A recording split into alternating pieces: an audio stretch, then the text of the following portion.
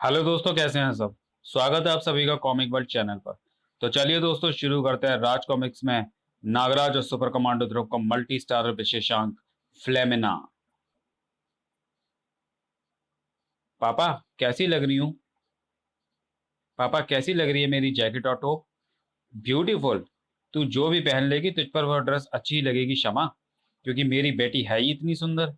ओ पापा, आप तो ऐसे तारीफ कर रहे हैं जैसे मैंने कोई पार्टी ड्रेस पहन रखी हो। ये पार्टी ड्रेस ही तो है, माउंटेनियरिंग पार्टी की ड्रेस। अच्छा अब ये बता, ये जैकेट गर्म तो है ना? तुम लोग 8,000 फीट ऊंची बर्फ से ढकी चोटी पर जा रहे हो, वहां पर बहुत ठंड होगी। पापा, आप तो जानते हैं कि मुझे बदन गर्म रखने के लिए जैकेट की जरूरत नहीं है। वह तो मुझे सिर्फ दूसरों को दिखाने के लिए पहननी है। दूसरों को? हम ये दूसरे कौन है जिनको तुम्हें अपनी जैकेट दिखानी है? ओ कम ऑन पापा, मेरा मतलब तुम्हारे साथ माउंटेनियरिंग ट्रिप पर और कौन कौन जा रहा है? विशाल, तरुण, शशि, तान्या और विशांक। और साथ में दो टीचर भी हैं। एक हमारे ट्रेनिंग टीचर है और दूसरे हमारे नए temporary computer teacher Sillu sir. Sillu? ये तो बच्चों का नाम है। सर भी बच्चे ही हैं। हे भगवान, ये कैसी ट्रिप है? बच्चे टीचर बनकर जा रहे हैं। कूल इट पापा, पहाड़ों पर वहां के कई एक्सपर्ट पर्वतारोही हमारे साथ रहेंगे। Okay okay. लीजिए, मुझे लेने के लिए वैन भी आ गई। बाय बाय पापा। हैव अ नाइस टाइम बेटा। आहा, अब मैं आराम से उस फॉर्मूले की शोध पर लग सकता हूँ जो हम बाप बेटी में समाये उस कलंक को मिटा देगा जो हमको सामान्य मानव बनकर जीने नहीं दे रहा है। मैंने उस फॉर्मूले को तो ढूंढ निकाला है। अब मुझे सिर्फ उस फॉर्मूले को बनाना है। और इस फॉर्मूले को 2 बार पीने के बाद इस दुनिया से लावा का नामो निशान मिट जाएगा। बस कुछ ही देर में। ओह नो, फिर लाइट चली गई। आजकल बिजली बहुत जा रही है और बिना बिजली के मेरा काम आगे नहीं बढ़ सकता। चल भाई कलावा, आराम कर ले थोड़ी देर। कलावा के बारे में जानने के लिए पढ़ें लावा एवं विनाशशीला। ये दोनों ही कॉमिक्स है चैनल पर ऑलरेडी वॉइस बोर्ड में अपलोडेड है। लेकिन कई लोगों के काम बिजली नहीं आने से आसान हो जाते थे। हाँ रे, कहाँ जा रहा है? रोड टैक्स तो देता जा।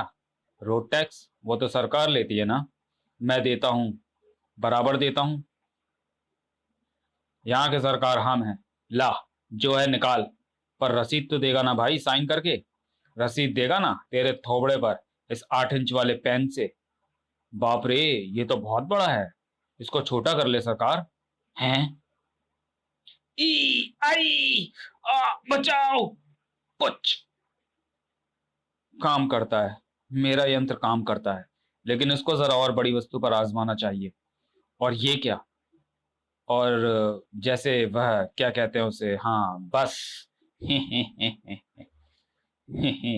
असर होता है। पर ये क्या?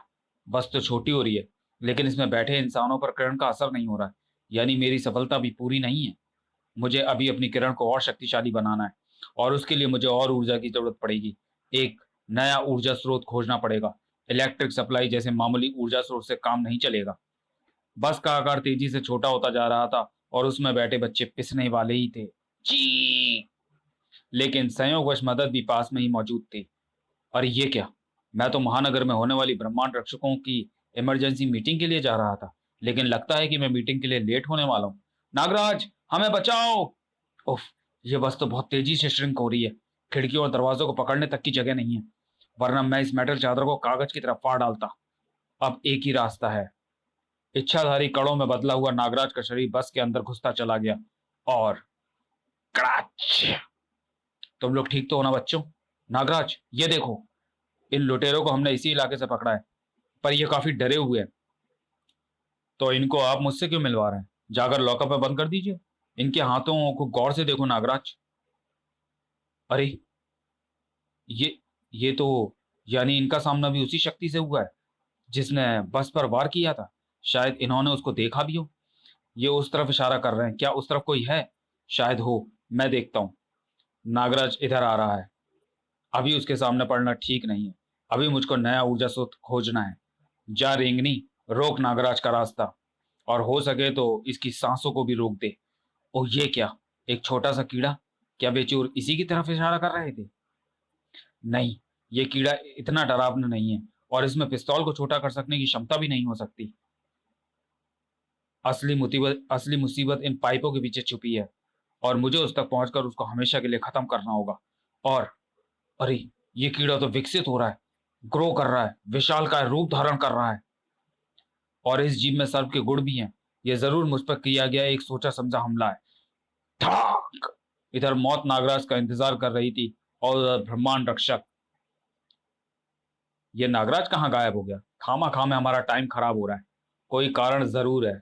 नागराज के आने के समय से तो तुम घड़ी मिला सकते हो। मेरा ट्रांसमीटर महानगर पुलिस का खास मैसेज पकड़ रहा है। सुनो, मैं स्पीकर ऑन कर रहा हूँ। पुलिस यूनिट्स 234691 ध्यान दें। मोंडेरा रोड पर नागराज विशाल का अजीब से जूझ रहा है। प्राणी खतरनाक है। पूरे इलाके की नाकाबंदी कर दें और किसी को भी घटना स्थल से 500 मीटर की दूरी से आगे न जाने दें। स्वयं भी सतर्क रहें और स्पेशल यूनिट के आने का इंतजार करें। आम बंदूकें प्राणी पर बेअसर हैं, इसलिए सिर्फ सुरक्षात्मक कार्रवाई करें, अन्यथा स्पेशल यूनिट को बना देने वाली एक खास यूनिट नागराज की मदद के लिए रवाना हो चुकी थी और दार्जिलिंग से 80 किलोमीटर दूर पश्चिम में। शाबाश बच्चों, तुम सब बहुत अच्छा कर रहे हो। घबराना मत। दो इंस्ट्रक्टर तुम्हारे आगे हैं और दो पीछे। कहीं कोई खतरा नहीं है। देखो, आप ध्यान से देखो। अब हम चढ़ाई शुरू करने जा रहे हैं। इसके लिए सबसे पहले हम बर्फ में कीले गाड़ेंगे। यार, मेरे पैर कांप रहे हैं या जमीन हिल रही है? ये जमीन नहीं है, बर्फ की मोटी परत है। कंपन तो मुझे भी महसूस हो रही है। कहीं भूकंप तो नहीं आ रहा है? हाँ, ये भूकंप है। बचो बच्चों, किसी चट्टान के नीचे छिपने की कोशिश मत करना। कोई आड़ ढूंढो। ओ माय गॉड, ये बर्फीली चट्टान तो इधर ही आ रही है। अब हम नहीं बचेंगे। मैं मरना नहीं चाहती। रुको शमा, इधर उधर मत भागो। बर्फ की परत के नीचे कोई खतरे छिपे हो सकते हैं।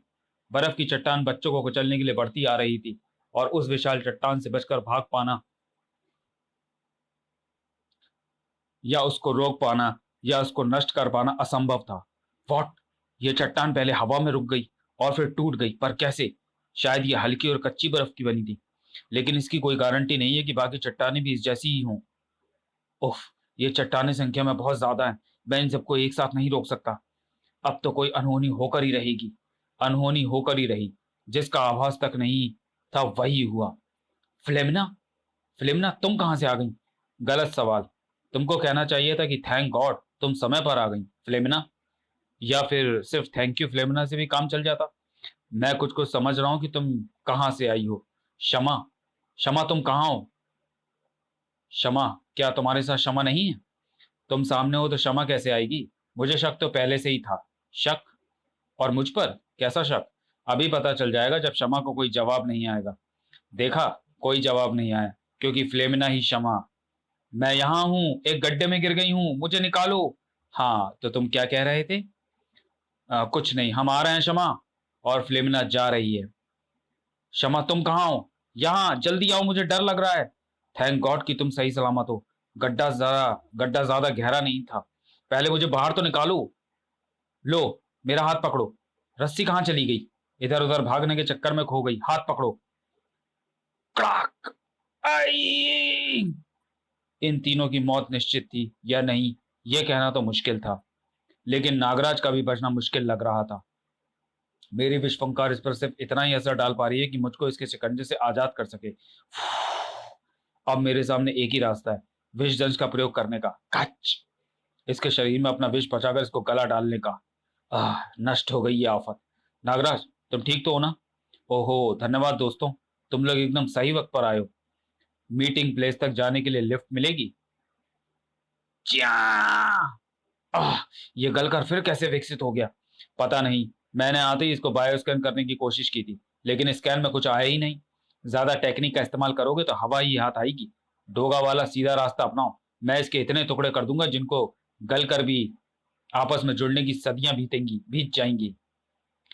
दुश्मन को इतना कमजोर मत समझो डोगा। अभी हमको इसके बारे में कुछ भी नहीं पता है। जब तक हमको इसकी शक्तियों और कमजोरियों का पता न चल जाए तब तक हम इसको मारने की योजना नहीं बना सकते। तुम तो सिर्फ उसकी अंत्येष्टि की योजना बनाओ, क्योंकि हमारा फायर पावर इसको धुआं बनाकर हवा में उड़ा देगी। स्टील, मेरी लॉजिक सर्किट को सिर्फ एक ही बात शॉर्ट करती है, एक अपराधी के साथ काम करना। तो तुम मुझे जज समझ लो, जो ज्यादातर मौत की सजा ही सुनाता है, और फायर पावर बढ़ाओ, वरना ना तुम रहोगे ना ही तुम्हारे लॉजिक सर्किट। रेंगनी को मदद चाहिए। फायर पावर को ठंडा करना पड़ेगा। श्रिंक रे से। और अगले ही पल, अरे, मेरी हैवी ड्यूटी गन पिस्तौल के साइज की कैसे हो गई? मेरी सुपर गन का भी यही हाल हुआ है। अब हमारी फायर पावर में माचिस की तीली के बराबर का दम है। इसका इस विशाल प्राणी पर कोई असर नहीं होगा। अब लेजर चिप का प्रयोग करने के अलावा और कोई चारा नहीं है। हालांकि ऐसा करने से मेरी बैटरी काफी तेजी से डिस्चार्ज होगी, पर कोई और तरीका नहीं है। और स्टील के साथ साथ रेंगनी के टुकड़े भी जमीन पर आ गिरे। स्टील, तुमने कर दिखाया, पर तुम ठीक तो हो ना? ठीक हूं, बस जरा सी बैटरी डिस्चार्ज हो गई है। सुपर लेजर की पावरफुल किरण रेगनी को कई भागों में बांट दिया। आह! क्या हुआ स्टील? पता नहीं, फिर से कसाव महसूस हो रहा है। स्टील का शरीर सिकुड़ रहा है, ये छोटा हो रहा है, लेकिन इसका सिर छोटा नहीं हो रहा है। कैसे? मैं समझ रहा हूं। हमारे आसपास कोई ऐसी शक्ति है जिसके पास वस्तुओं को छोटा करने की शक्ति है, परंतु इंसानों यानी जैविक पदार्थों को श्रिंक करने की शक्ति नहीं है। अगर वह शक्ति हमारे आसपास है तो हमको उसे ढूंढकर और कोई बड़ा उत्पात मचाने से रोकना होगा। बिल्कुल सही, आओ। लेकिन तभी तीनों के कदम तीनों के बढ़ते कदम थम गए। ये तो हमारे ही रूप है। क्या इस जीव के पास भी तुम्हारी तरह कोई इच्छाधारी शक्ति है नागराज? अब एक नहीं बल्कि तीन नई मुसीबतें उनके सामने थीं। मैं ऐसा नहीं समझता डोगा।